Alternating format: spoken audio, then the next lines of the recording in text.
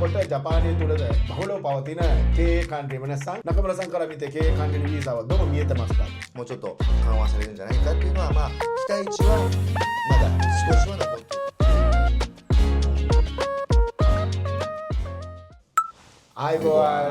ආයිබෝවන් මගේ YouTube channel එකට. අදත් World Collaboration Japan කම්පැනියේ නකමුර දයිස්කේ සං එක්ක එකතු වෙලා ඔබට වැදගත් පණිවිඩයක් අරගෙන එනවා අපේ friendship channel එකේ. 今日はとても大事なとても真面目な話になると思いますが、よろしくお願いします。お願いします。今問題になっているのは、経営管理ビザ。社長として来日して会社をやりますよと。でそれを今だんだん真面目にやった人もそうじゃない人も同じ皿の上に乗せられていて、で真面目かどうかっていうのは別として、国として日本の国としてこの経営管理ビザというのはもう一回改めて考え直そうじゃないかなということになってます。はい。දැන් මේ වෙනකොට ජපානයේ තුලද බහුලව පවතින経営管理වෙනසක් කම්පැනි එකක් තමන්ගේ නමින් ඕපන් කරලා තමන් ඒකේ අයිතිකරු විදියට මැඩ පවත්වාගෙන කරගෙන ආපු වීසා එක ඉතාමත් භයානක තත්ත්වයකට පත් වෙලා තිනවා. අද මිස් නකමුරත් එක්ක මේක ගැන කතා කරලා මේකට මොකද්ද කරන්න පුළුවන් පිළියම ගැන කතා කරන්නයි අද අපි නකමුර සන්ට ආරාධනා කරේ. では経営管理ビザのこと、まあ大体の話はお互いお話ししてるから、中村さんから見て経営管理のビザはどう見えてますかと。まず、この経営管理ビザが、まあ、500万から資本金3000万に上がって、まあ、日本人でもねその3000万用意するの大変な状況で、なんか一見この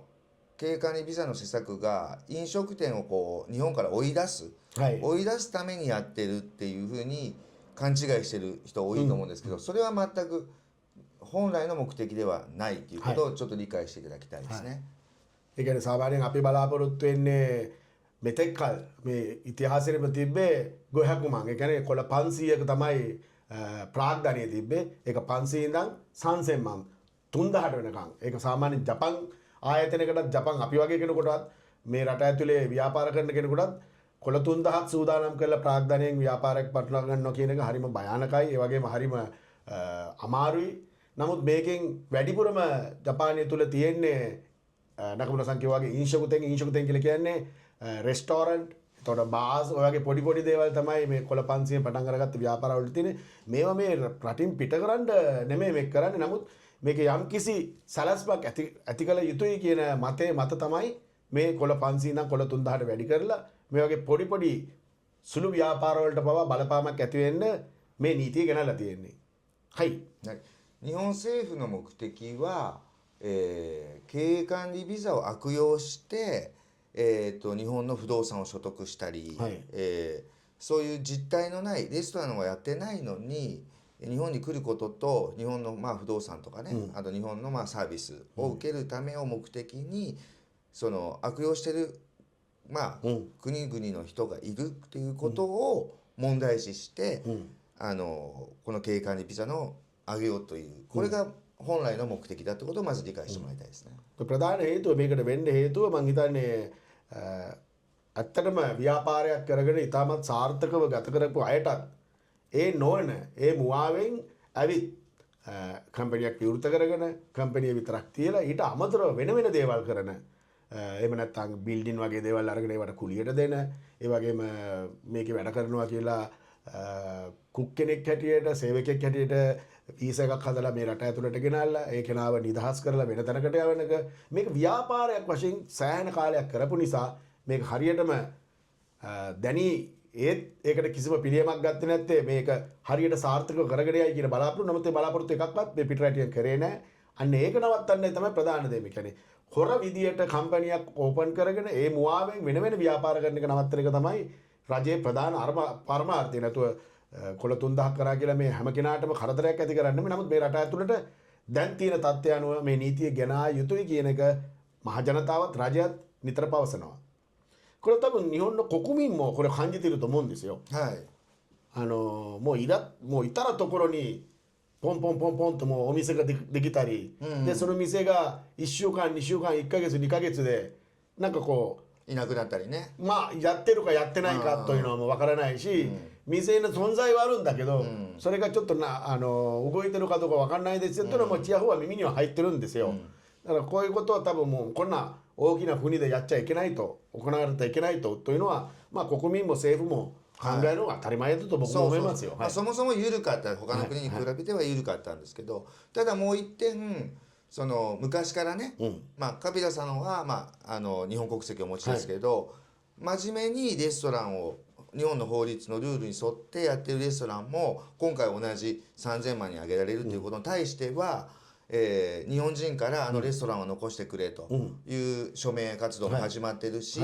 日本政府もまあ例えばその日本のね飲料メーカー、例えばキリンとかアサヒとかいっぱいありますけど、そこと何かうまくねこう共同してここのレストランに対してのそのエビデンス、立派なレストランのエビデンスをつけたら、まあもしかしたらその3000万というところがもうちょっと緩和されるんじゃないかっていうのは、まあ期待値は